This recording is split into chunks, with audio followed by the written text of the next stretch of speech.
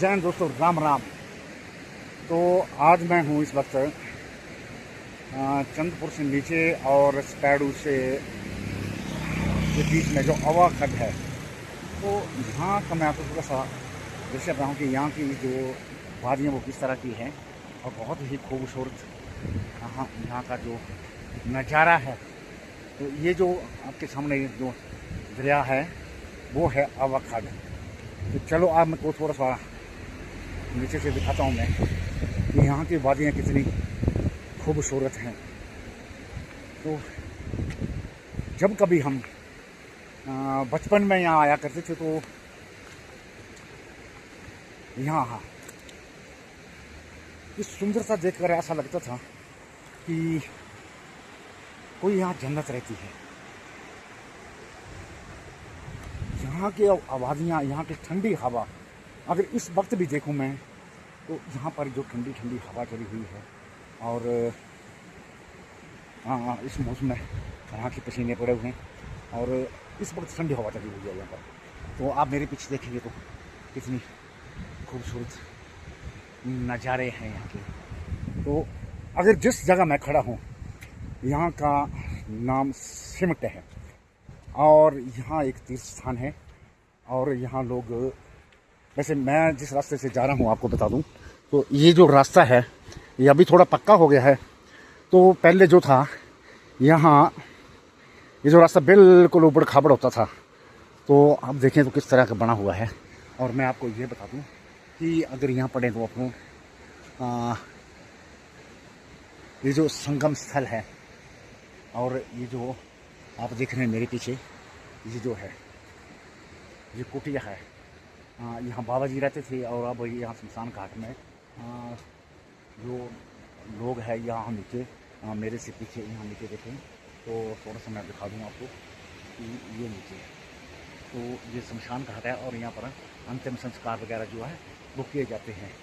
तो मैं आपको बता दूँ कि जब हम छोटे छोटे होते थे तो यहाँ एक बाबा जी रहते थे जो एक टांग पर 4-4, 5-5 घंटे जो है तो वो खड़े रहते थे और उनका एक क्या काम होता था भी, वो किसी घर में भिक्षा लेने के लिए सिर्फ 5 घर में जाते थे, वो भी दूसरे तीसरे दिन या चौथे दिन बस एक वो रौंडी लगाएगा और उसके बाद जो है अगर किसी ने दे दिया तो ठीक, नहीं दिया तो वो वहाँ से वापस चले जाते थे।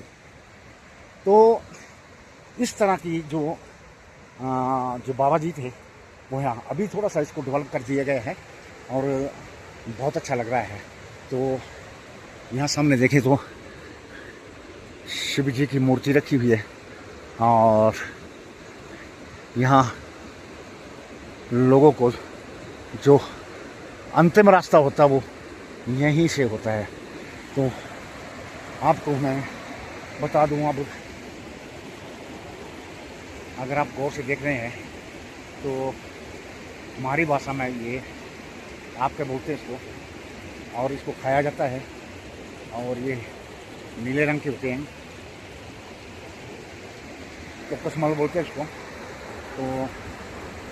तो थोड़ा सा और मैं आपको ये बता दूँ कि जब हम छोटे होते थे तो यहाँ पर कोई ही भी पुल नहीं होता था और दरिया को बरसात में क्रॉस करके ही एक गांव से दूसरे गांव को आने पड़ता था। तो मैं आपको थोड़ा सा दिखा दूं कि ये अवा खड्ड है और कितनी खूबसूरत है। और ये जो पुल है ये पुराना पुल है, यानी मेरे ही आज से 25-30 साल पहले ये बना है, 30-35-40 के साल में पहले। तो 40 से पहले ये पुल जो था वो एक आने जाने, एक गांव से दूसरे गांव को मतलब जोड़ने के लिए एक ये पुल बनाया गया था। उसके बाद अब देखिए मेरे पीछे तो ये देखो अब ये सड़क भी है और ये पुल का निर्माण जो है वो भी हो गया। अगर यहाँ से देखें तो बहुत ही खूबसूरत सड़क बनी है और ये चंद्रपुर और स्पैडू को जोड़ने के लिए एक बहुत ही आम रास्ता है। और यहाँ से भी ट्रैफिक ज़्यादा भारी होती है क्योंकि सबसे नज़दीकी वाला रास्ता जो है वो स्पैडू के लिए यही रास्ता है। अगर मेरे से नीचे से देखें तो आप नीचे देखेंगे कि ये तो ये पेड़ पौधे जो है वो बाद में पैदा हुए और ये बिल्कुल प्लेन इलाका था। और यहाँ गर्मियों में बहुत से लोग यहाँ घूमने आते हैं और यहाँ की ठंडी वादियों का बहुत ही आनंद लेते हैं। और रहने के लिए यहाँ नीचे एक होटल भी है, वहाँ लोग रहते हैं। और गर्मियों में ज़्यादातर लोग यहाँ काफ़ी घूमने आते हैं। तो मैं यहाँ से ऊपर दिखाऊंगा आपको। तो मंदिर नज़र आ रहा है विंध्यावादी जखनी मंदिर जो है, और इतना खूबसूरत नज़ारा है।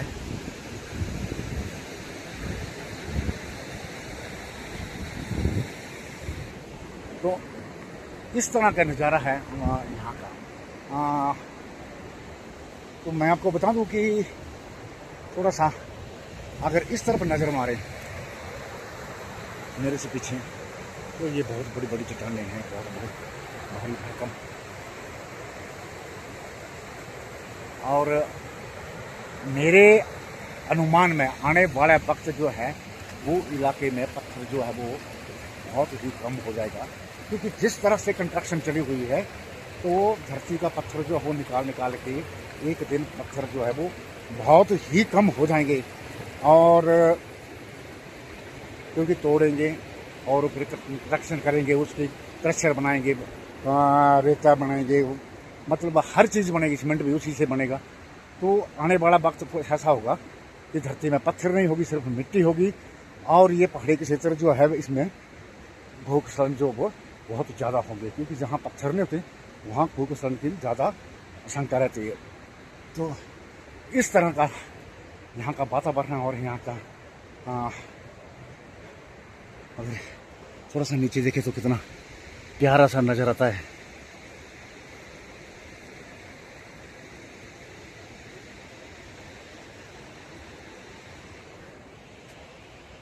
एक बात और बताता हूँ मैं यहाँ पर, अभी मेरे को नज़र नहीं आ रही है।